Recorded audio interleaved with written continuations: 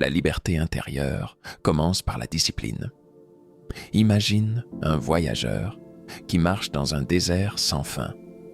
Chaque pas qu'il fait est guidé par l'espoir d'une oasis. Mais il ne sait jamais si elle est réelle ou un simple mirage. Voilà exactement ce qu'est la vie quand on laisse ses émotions et ses désirs impulsifs dicter ses actions. La liberté ne vient pas de l'absence de règles, mais de la maîtrise de soi.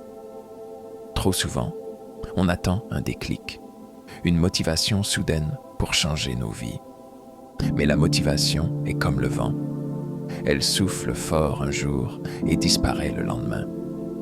Ce qui reste, c'est la discipline. Sans elle, tout rêve, tout projet, toute transformation devient une illusion. Prends un instant pour observer ton quotidien. Combien de promesses t'es-tu faites sans jamais les tenir? Combien de fois as-tu repoussé une décision parce que l'effort te semblait trop grand? Ce ne sont pas les circonstances qui te bloquent, non. C'est ton propre esprit. Les gens croient qu'ils ont besoin de motivation pour agir, alors que c'est l'action qui crée la motivation.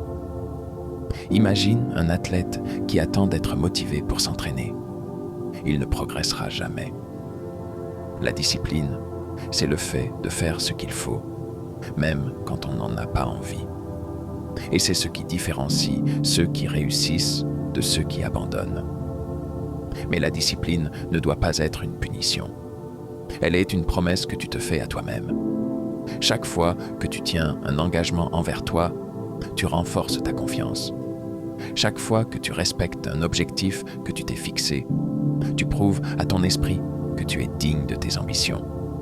La véritable liberté commence ici, dans ta capacité à diriger tes pensées, à maîtriser tes actions et à façonner ta réalité. Ceux qui se laissent guider par leurs émotions vivent dans le chaos. Ceux qui apprennent à les contrôler deviennent les architectes de leur destinée. Alors, aujourd'hui, pose-toi cette question.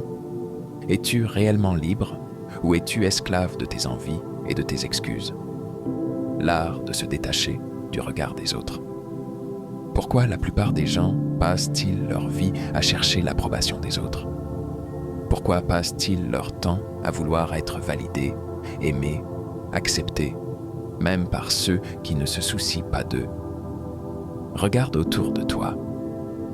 Combien de personnes renoncent à leurs rêves simplement parce qu'elles ont peur du jugement? Combien s'empêchent d'agir parce qu'elles craignent d'être critiquées? Voici une vérité brutale.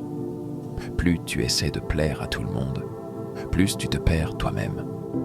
Car à force de vouloir être tout pour les autres, tu finis par ne plus être rien pour toi-même. Tu ne peux pas contrôler ce que les autres pensent de toi. Peu importe ce que tu fais, il y aura toujours quelqu'un pour juger, pour critiquer, pour te rabaisser. Alors pourquoi leur donner autant de pouvoir?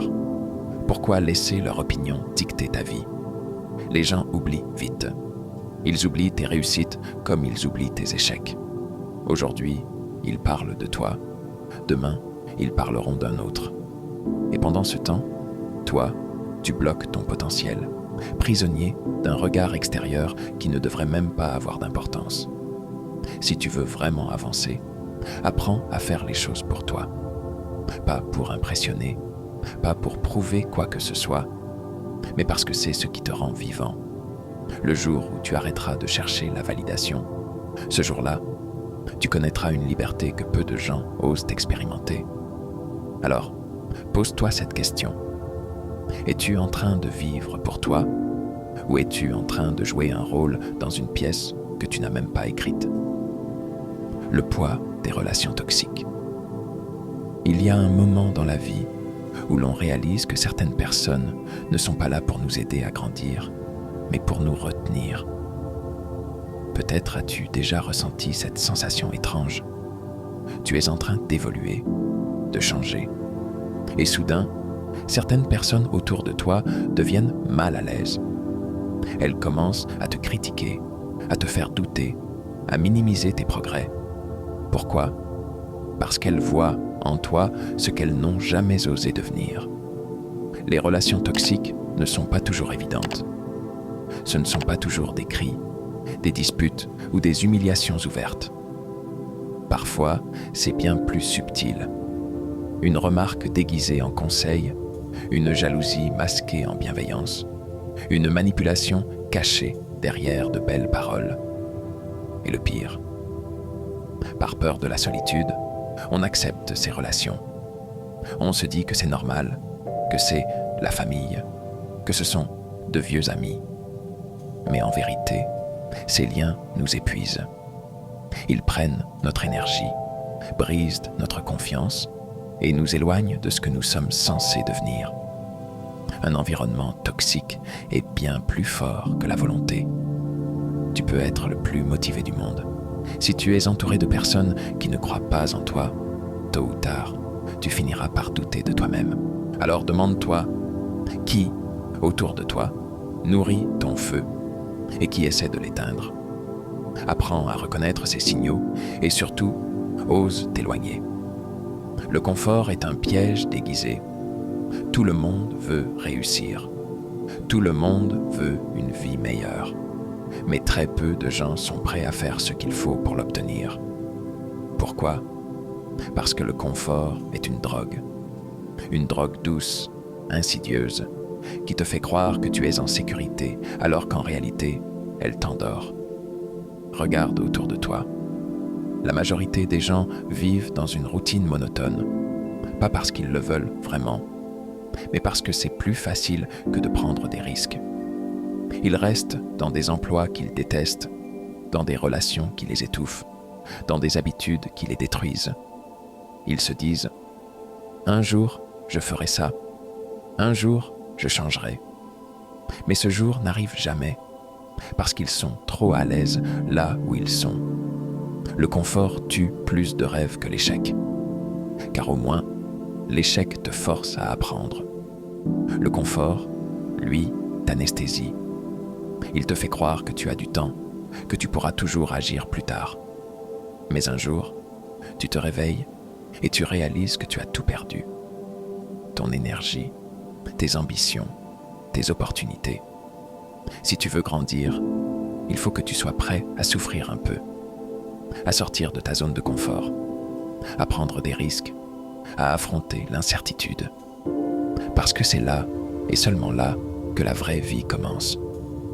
L'importance de se relever après un échec. Imagine un enfant qui apprend à marcher. Il tombe des dizaines, des centaines de fois.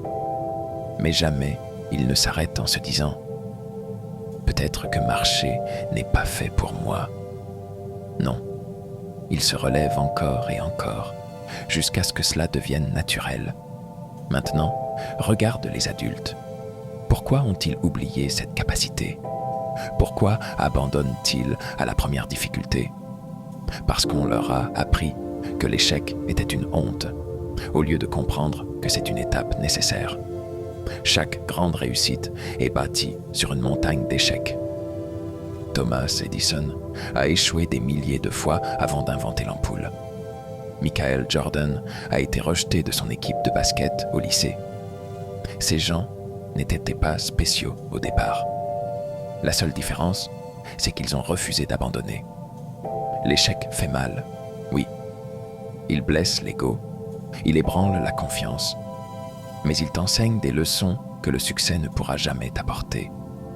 Il te montre ce qui ne fonctionne pas, il t'oblige à réfléchir différemment, il renforce ta résilience. La vraie question n'est pas de savoir si tu vas échouer, car tu échoueras, c'est certain. La vraie question c'est: que feras-tu après? Si tu vois l'échec comme une punition, tu t'arrêteras. Si tu le vois comme un professeur, tu avanceras. Alors pose-toi cette question. Préfères-tu vivre avec le regret de ne pas avoir essayé, ou avec la fierté d'avoir tout donné, peu importe le résultat? L'importance de se relever après un échec. Imagine un enfant qui apprend à marcher. Il tombe des dizaines, des centaines de fois, mais jamais il ne s'arrête en se disant « Peut-être que marcher n'est pas fait pour moi ». Non, il se relève encore et encore, jusqu'à ce que cela devienne naturel. Maintenant, Regarde les adultes. Pourquoi ont-ils oublié cette capacité? Pourquoi abandonnent-ils à la première difficulté? Parce qu'on leur a appris que l'échec était une honte, au lieu de comprendre que c'est une étape nécessaire. Chaque grande réussite est bâtie sur une montagne d'échecs. Thomas Edison a échoué des milliers de fois avant d'inventer l'ampoule.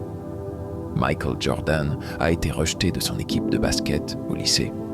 Ces gens n'étaient pas spéciaux au départ. La seule différence, c'est qu'ils ont refusé d'abandonner. L'échec fait mal, oui. Il blesse l'ego, il ébranle la confiance. Mais il t'enseigne des leçons que le succès ne pourra jamais t'apporter. Il te montre ce qui ne fonctionne pas. Il t'oblige à réfléchir différemment. Il renforce ta résilience.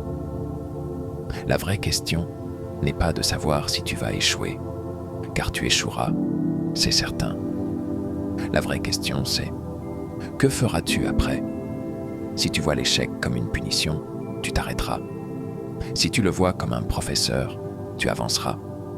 Alors pose-toi cette question. Préfères-tu vivre avec le regret de ne pas avoir essayé, ou avec la fierté d'avoir tout donné, peu importe le résultat? Ce que tu tolères définit qui tu es. Regarde ta vie actuelle. Regarde tes relations, ton travail, tes habitudes. Tout ce que tu acceptes aujourd'hui façonne la personne que tu seras demain.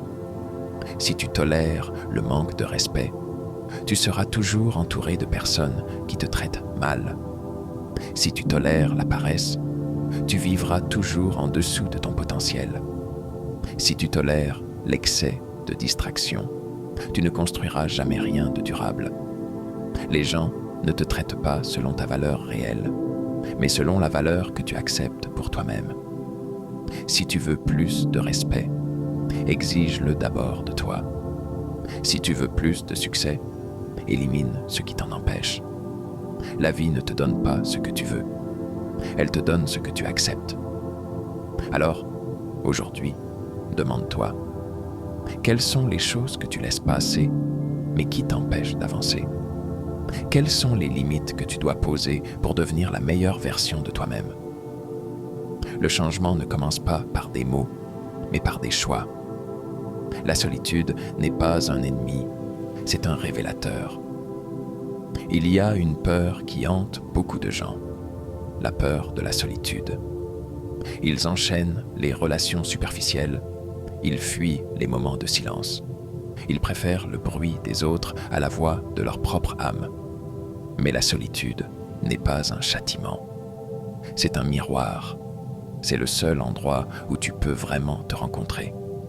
C'est dans ces moments de silence que tu apprends qui tu es réellement, que tu comprends tes forces, tes blessures, tes véritables désirs. C'est là que tu te construis, loin des influences, loin des attentes extérieures. Beaucoup fuient la solitude parce qu'ils ont peur de ce qu'ils vont y découvrir. Mais si tu veux grandir, tu dois apprendre à être à l'aise avec toi-même. Ce n'est pas être seul qui est triste. Ce qui est triste, c'est d'être entouré et de se sentir vide. Ce qui est triste, c'est d'avoir peur de passer du temps avec soi-même. Alors, au lieu de voir la solitude comme un vide, voilà comme une opportunité. Une opportunité de te comprendre, de te renforcer, de devenir inébranlable. Car quand tu apprends à aimer ta propre compagnie, plus rien ne peut te briser. Le pouvoir des décisions. Chaque jour, nous faisons des choix. Des petits, des grands. Certains sont insignifiants, d'autres changent le cours de nos vies. Mais voici ce que peu de gens réalisent. Ne pas choisir, c'est déjà un choix. Attendre que les choses s'arrangent par elles-mêmes, c'est un choix. Laisser la peur décider à ta place, c'est un choix. Ne pas agir parce que tu doutes, c'est un choix. Et chaque choix a des conséquences. Si tu veux une vie différente, tu dois prendre des décisions différentes. Tu dois arrêter d'attendre, arrêter de remettre à demain, arrêter de croire que les bonnes choses arriveront par magie. Tu n'es pas obligé d'avoir toutes les réponses. Tu n'es pas obligé d'être sûr à 100%. Ce qui compte, c'est d'agir, de faire ce premier pas, même si tu ne vois pas encore toute la route devant toi. Parce que la vérité, c'est que la plupart des gens échouent non pas parce qu'ils ont pris une mauvaise décision, mais parce qu'ils n'en ont pris aucune. Alors, aujourd'hui, choisis. Choisis de reprendre le contrôle. Choisis d'avancer, même avec la peur. Choisis d'être l'auteur de ta propre histoire, parce que personne ne viendra écrire ta vie à ta place.